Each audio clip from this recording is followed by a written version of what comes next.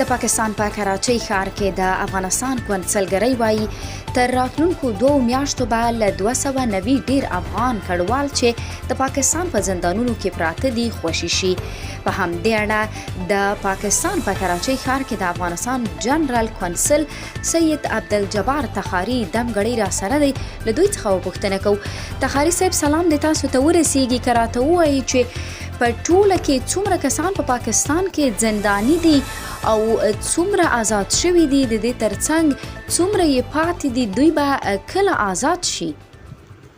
بسم الله الرحمن الرحیم. کوم افغانان د پاکستان د سند ایالاتو کې د پولیس په توسط نیول شوي وو، بندیان شوي وو، د دې تعداد 2.5 زره نه بره وو. په دې کې ماشومان او زنانه هم شامل وو او د امارت اسلامي په سعی کوشش باندې د 24 مای 2023 میلادي پورې 2322 کسان په شمول زنانه او ماشومان آزاد شوي دي او د چمن په لار وطن ته راستانه شوي دي.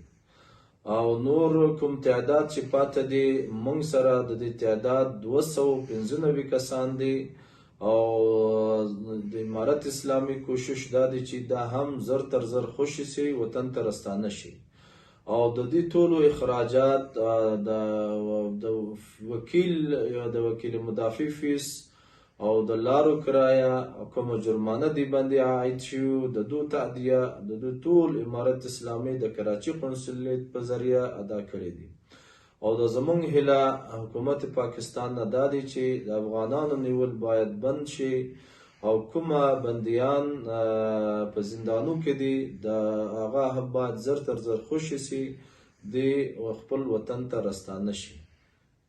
د پاکستان په کراچۍ ښار کې د افغانستان جنرال کونسل سید عبدالجبار تخاري صاحب له تاسو څخه ډیره زیاته مننه کوو چې افغانستان فریډم نیوز ته مو هم وخت راکړو. ډیره مننه.